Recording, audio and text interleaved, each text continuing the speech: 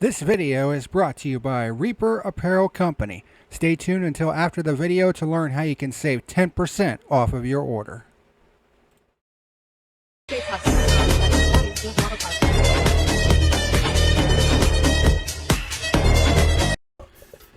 Hey, what's happening, ladies and germs? This is the PackerMan. Welcome to today's edition of Burnt Rubber. This is being recorded a couple hours after the Charlotte ROVAL race has ended. And, you know, I've been sitting here, just recently done the race review, and I've been sitting here thinking about all that's happened and what happened post-race. You know, and it's just, I've been sitting here for a couple hours trying to think about how to articulate what we're about to talk about. Because this past weekend at the Charlotte ROVAL was just filled with, it was just yet another filled, another controversy-filled weekend of NASCAR racing. And as someone who's been following this sport, this company, for as long as I have, it's honestly gotten to the point where I'm just getting completely fucking sick and tired of it. It just seems like every single week there's a new controversy. Whether it be from the damaged vehicle policy, you know, the whole deal with the 2311 lawsuit, which I'll do a follow-up on that tomorrow, on tomorrow's episode. And then there's the officiating, which is just trash. I mean, it's just, as someone, even if you're a staunch defender of NASCAR, how can you look at this weekend and say, yeah, that was great, when it was just filled with nothing but controversy and bullshit? And it's tiresome. It's absolutely tiresome. You know? As I sit here thinking about, I was only going to do one topic today on this episode. And then a second one basically gets dropped right into my lap.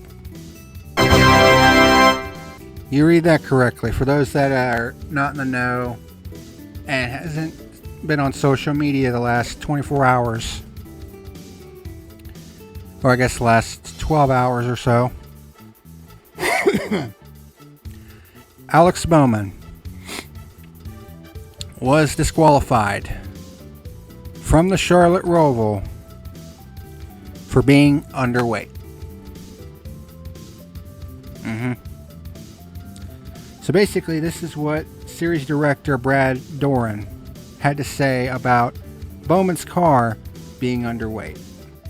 Yeah, so unfortunately, when we were running the 48 through, it didn't pass the minimum weight specs. So we pulled the car off to the side and we allowed them to fuel it, which they already did. We let them fuel it again. We let them run the pumps to make sure all the pickup boxes were full. We give the teams every opportunity to try to meet minimum weight. We also plug in the water and run the water through the system to make sure they're full of water. And then we rescaled it. Still didn't meet the weight. We backed it off and we run it across one more time just to confirm the weights were accurate. And unfortunately, it did not meet the minimum weight. They are allowed a 0.5% of a weight break, which is about 17 pounds, give or take. That is what they're allowed, and it was more than that. Oh shit!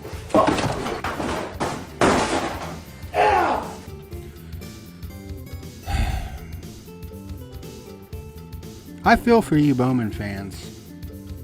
Last couple years have been rough. Went through a long winless streak over the past couple years. Finally broke it at Chicago, only to have all these rumors that he's going to be replaced at the 48 just persist week after week after week. Basically puts together one of the finest playoff performances we've seen in recent memory, seemingly just generating points out of thin air every single week. And in one fell swoop, due to one disqualification, one failure at the tech line, it just completely comes undone.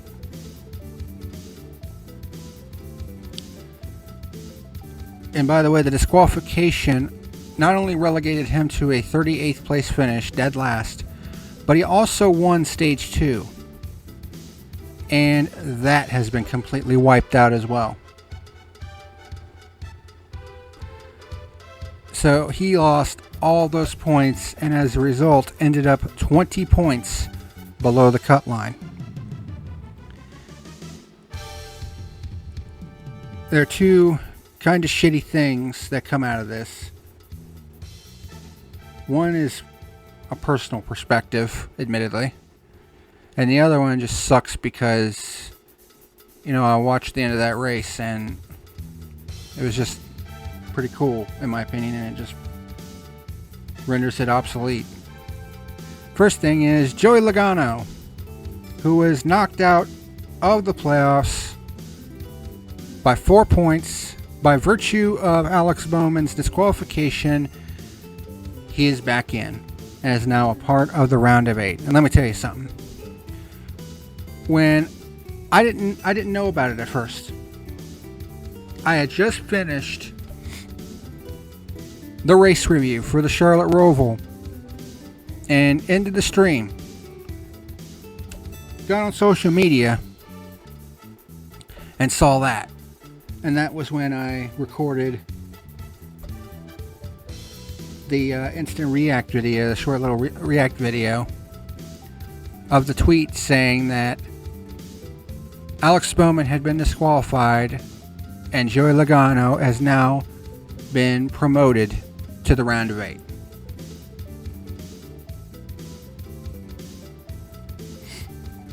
It just left me with a absolutely sickening feeling in my stomach.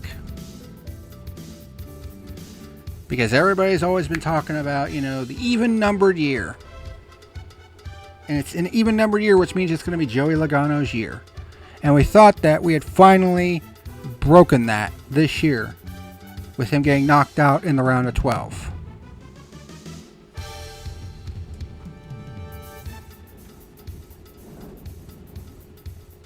And jeez, it's windy right now.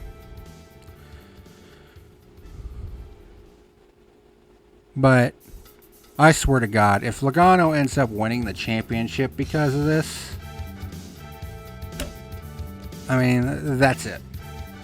It just tells me that there's just no hope of this company ever improving. Because to have a guy like, to have someone who's as big of a douchebag as Joey Logano is, like,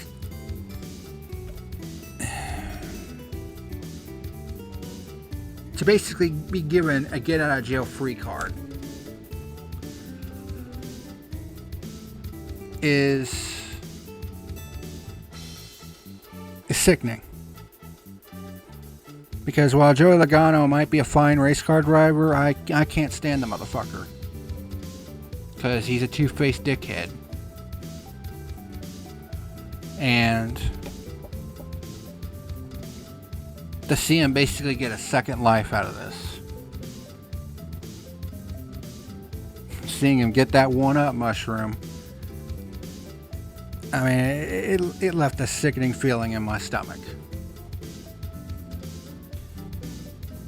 And I feel so terrible for Bowman fans whose driver was basically putting together one of the finest performances that you could ask for. Someone in his situation. Just putting together nice solid finishes, and he was through to the round of 8. And it's all been ripped away. It remains to be seen, at the time I'm recording this, it remains to be seen if Hendrick is going to appeal. I would imagine they will. I mean, they gotta at least try. But, you know, apparently they filled up the fuel and the water, as was denoted in that video that I showed earlier. and it was still underweight. And part of me wonders if that little launch pad deal that Bowman had early in the race was a contributing factor to that. You know, those dumb turtles that NASCAR decided to put in at the chicanes. So, I mean, I don't know if that's something that Hendrick can use to try to appeal this decision, to try to appeal this disqualification. But since it's a disqualification, they're only going to get one shot. It's not like other points penalties where it goes to an appeals officer, and then if that fails, they go to a final appeals officer. That's not the case with disqualifications. This is going to be their one and only shot, and it has to be this week, because this sets the round of 8 in stone. So I certainly wouldn't hold it against Hendrick if he appeals this decision. Now, whether or not it'll be successful, that's another story entirely. The second thing that sucks about this is Tyler Reddick. Not because it affects him negatively, because he was going to be through to the round of 8 regardless, and he put in a fine performance in the second half of that race. But what this did, and it's so frustrating, because I was watching that run through the field with a damaged car to try to make up the points that he needed to make it into the round of 8, and he was able to do so. And he did it of his own accord. He took the ball into his hands and he ran with it. And it got him into the round of 8 and eliminated Joey Logano in the process. But now with this disqualification, Cat, please quit for a second. But now with this disqualification, that run was basically rendered obsolete. Because with the disqualification, even if Reddick wouldn't have been able to make up the points that he needed, he's still into the round of 8 regardless because of this disqualification. And there have been some people that have been saying, oh, the run wasn't that impressive. And I'm just going to be completely honest here. Saying that Reddick's run to try to make it into the round of 8 is quite frankly, saying that it wasn't impressive is quite frankly fucking asinine. Was it a self-inflicted wound early on in that race when he basically body slammed his team owner and basically sent his car ass up at the hairpin? Absolutely it was. It ended with a bent toe link, and they had to spend 8 pit stops to get it repaired.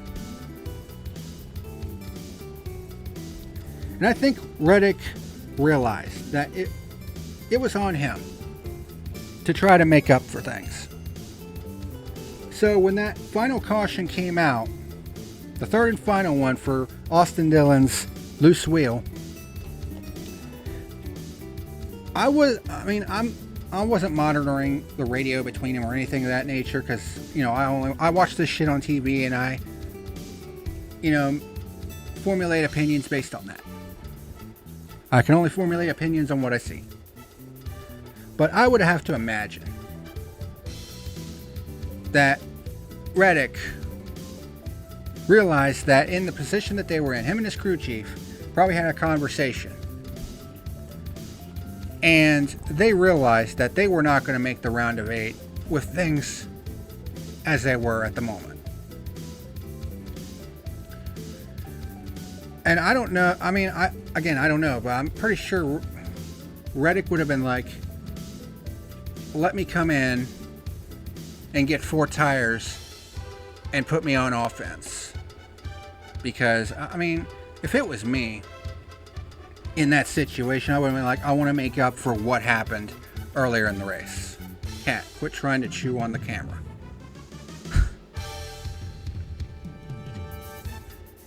Now he's just rubbing his face against it, butthead. But anyway, I'm trying to lift the camera up because he keeps trying to rub his face against it while it's laying here on the desk, and he keeps knocking it off as a result. But if I was in his shoes, I would have been like, I want to make up for what happened in the first half of this race. Put the ball in my hands. Let me dig us out of this hole. So to say that it wasn't all that impressive when you consider the fact that he was taking a big risk. He was putting on 4 tires in a car that is notoriously hard to pass with. And considering the fact that the championship, a shot at the championship, was pretty much on the line for him. Because if this didn't work, he was out of the playoffs. With all the background noise that's been going on with this 2311 lawsuit against NASCAR and all the distractions that has been causing. And also knowing the fact that the back half of this field can get batshit crazy on these road courses. For Tyler Reddick and his crew chief to make that decision takes some fucking balls. And did he almost fuck it when he got into Daniel Hemrick? Absolutely. But he got lucky on that deal and he made the most of it. And with the championship on the line. I mean, can you imagine the pressure that he was under to try to basically dig himself and his team out of that hole that he created? Because like I said, it was a self-inflicted wound. That's not in question.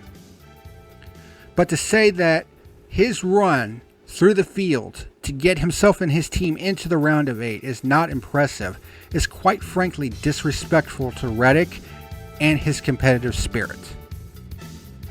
Because after that happened, he could have just thrown in the towel and said, fuck it. But that's not what happened. They kept fighting, and they kept fighting, and they kept fighting. They took a chance, a big chance. Because Lord knows, one screw up, especially that late in the race, and going through the field, which at the back of the field on a road course can get absolutely bonkers. One mistake and you lose it all. And he got the job done. And don't you think that deserves some credit? Like, even if you are a bona fide Reddick hater,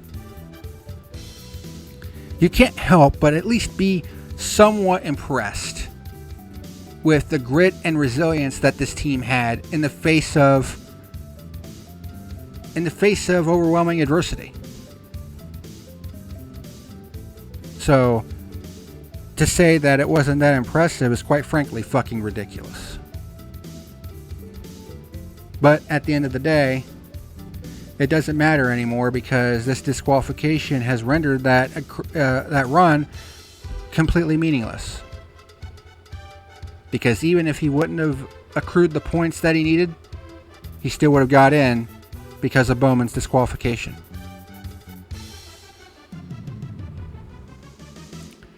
Which basically means that entire second half of the race and watching him try to come back to the field means literally nothing. Means it was basically a waste of time. You know, and if the 48 was truly underweight, it just sucks. You know, and it definitely sounds like he was underweight. Whether it was through the damage that was caused from that little Dukes of Hazzard thing at the beginning of the race, which I don't know if it like put a hole in the radiator and he was losing water or whatever the case may be. But it just sucks because it takes away from what was honestly a feel-good run for Reddick. I mean, especially when you saw him after the race, he got out of the car. You know, Hamlin was hugging him and Michael Jordan came over, and I mean, It was a feel-good moment for Reddick, and now it doesn't matter because he would have gotten in regardless with this disqualification of Bowman. And again, you Bowman fans, I mean, I wouldn't be the least bit surprised if a lot of them were just sick to their stomach, which I would be too.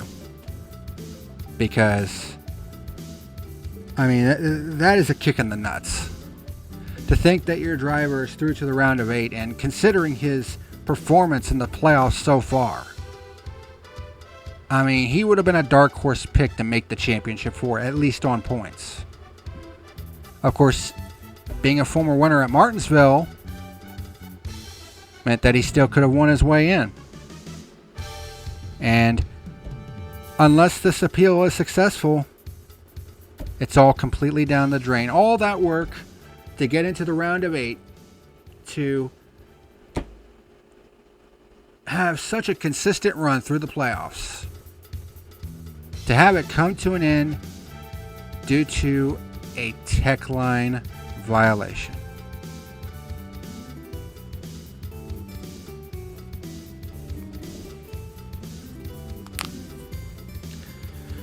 Doesn't that just leave a very sick feeling in your stomach, especially if you're a Bowman fan? But even if you're a fan in general, to see that is just like...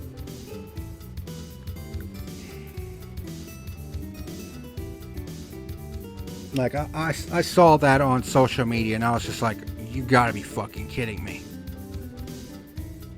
Like, I had a sick feeling in my stomach, and knowing that they let this douchebag back into the playoffs because of it.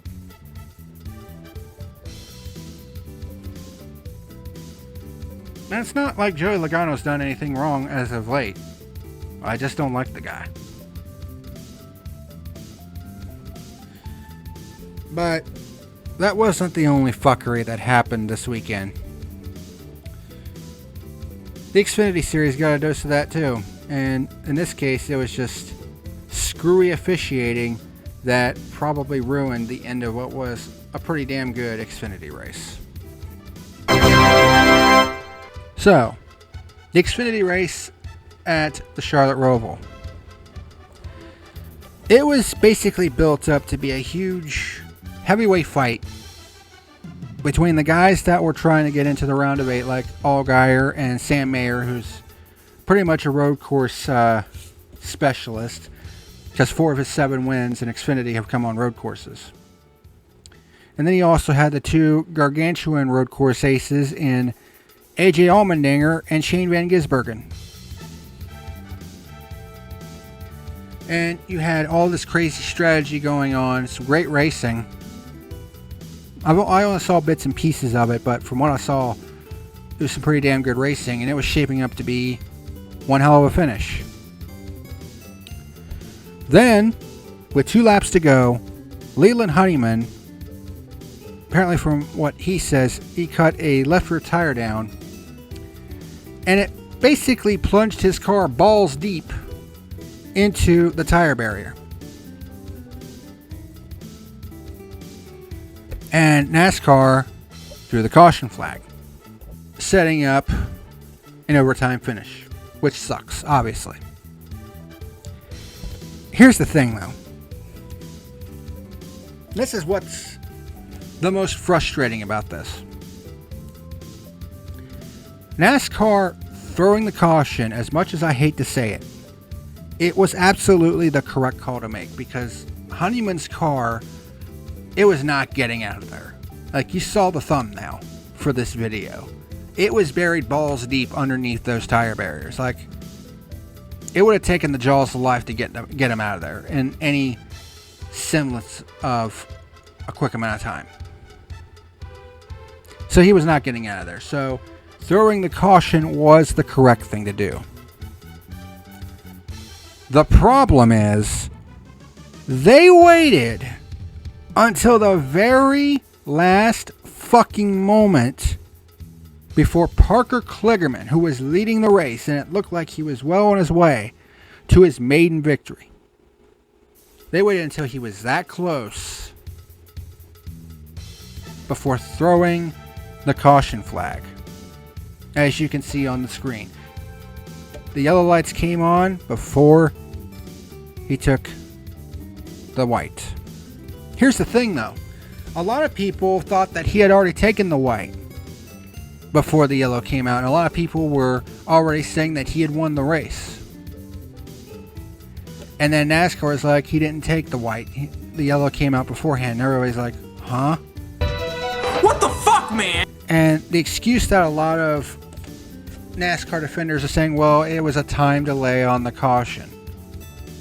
Lick my fucking balls. Lick my fucking balls. Lick my fucking balls. Are you fucking kidding me? I'll get back to that in a minute. So, to go to overtime, Sam Mayer, who's on fresher tires, gets by Parker Kligerman, ends up winning the race. By the way, Mayer's disqualification was not overturned. As I talked about that the previous week. It was not overturned, so the DQ stood, which meant that he was pretty much in a must-win situation, and lo and behold, Sam Mayer was like, alright, fuck you guys, I'm going to go out and win this race anyway. And Parker Kligerman, who looked like he was going to be going to victory lane, ends up 6th. And after the race was over, a lot of different drivers came down and just were trying to console him, and as he was getting out of the car, he just stopped and sat on the driver's door and just stared straight ahead and watched as Sam Mayer did the donuts that he should have been doing, probably. This is what I've been saying about NASCAR needing to be at the top of its game with these playoffs. I'm not just talking about the drivers, I'm talking about the officiating. Because that caution, throwing it as late as they did, I mean, would it have made sense to throw the yellow after he had crossed the line? I don't know.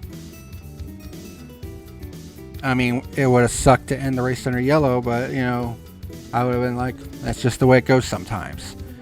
But to wait until the last possible moment to throw the yellow, when it probably should have been thrown like 15 seconds before.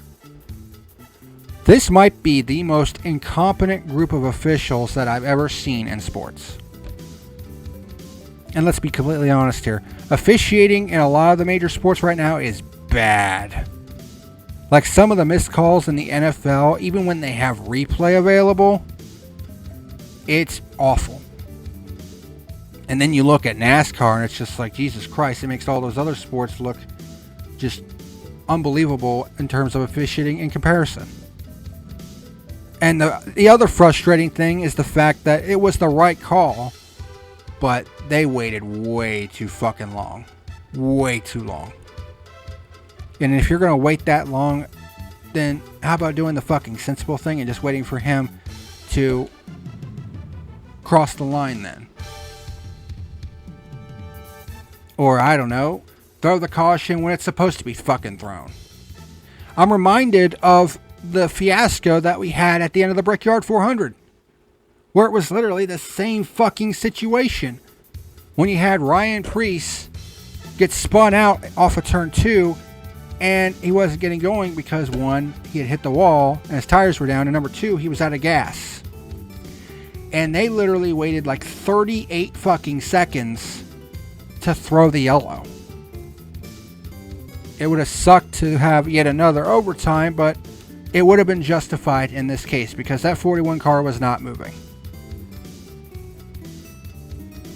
I mean, I don't know what NASCAR is thinking, but this is not the first time that they fucked up holding the yellow flag for way too fucking long and then throwing it at the worst possible time. Like, it may have been the correct call, but it was at the wrong time. They waited way too long to throw it. And it's not the first time that they've done this. Like, they've done this on many occasions. Like, remember the Southern 500 in 2020 when Kevin Harvick's car basically caught on fire? And they literally waited like 20 fucking seconds. Even when he was barreling down the front stretch on fire. I mean, they didn't throw the caution until he was halfway out of the goddamn car.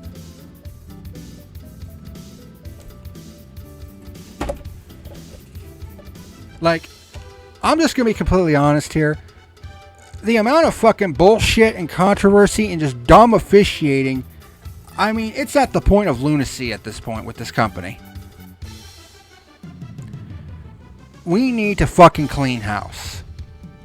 Like, this is one of the reasons why I'm hoping 2311 and Front Row win their lawsuit, because this fucking company needs an overhaul the likes of which we've never seen before. I mean, we need a clean house of all the fucking officials. We need to burn the rule book to the ground. And honestly, truth be told, this company needs a change in ownership. Because, you know, the France family may have been the ones to bring this company into existence, but I mean, it's not being run the right way. Especially when you look at all the fucking bullshit that they tried to put into the charter for next year.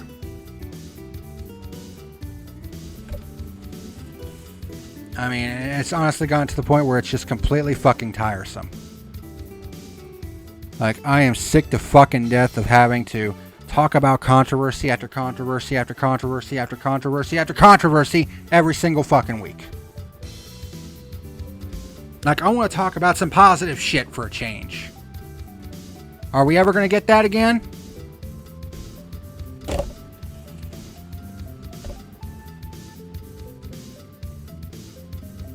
I mean, it might be good as a content might be good content to have for your channel, but Jesus Christ, I am sick to death of coming on here and damn near blowing my voice out for being so frustrated with the incompetency of this fucking company. Like, at some point, you gotta say enough is enough.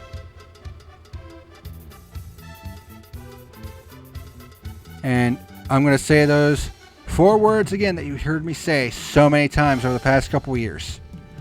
Shit needs to change.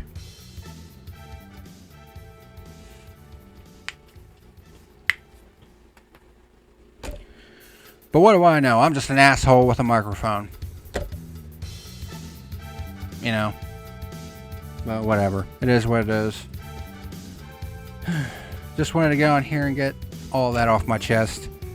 This weekend was pretty fucking frustrating, to say the least, because it just felt like it was controversy after controversy, and it just feels like this is an every week thing now, and I'm sick and fucking tired of it. How about we have some fucking positive things to report for a change? Anywho, that's going to do it for this edition of Burnt Rubber. Thank you very much for watching this edition. Tomorrow we'll talk about the injunction that 2311 and Front Row signed. And then on Wednesday, we got more fuckery, except in a different series. So we'll talk about that then. But anywho, thanks for watching, and until next time, this is the PackerMan signing out. See you later. Hey, what's happening, ladies and germs? This is the PackerMan letting you know that tonight's video was sponsored by Reaper Apparel Company.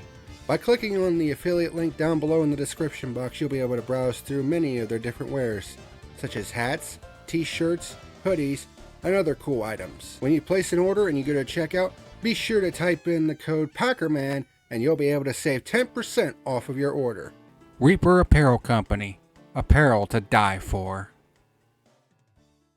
Hey, ladies and germs, just want to say thank you for watching tonight's video. Be sure to hit that like and subscribe button, and also be sure to check out my second channel, Isaac the Survivalist. Thanks very much for watching, and I'll see you again next time.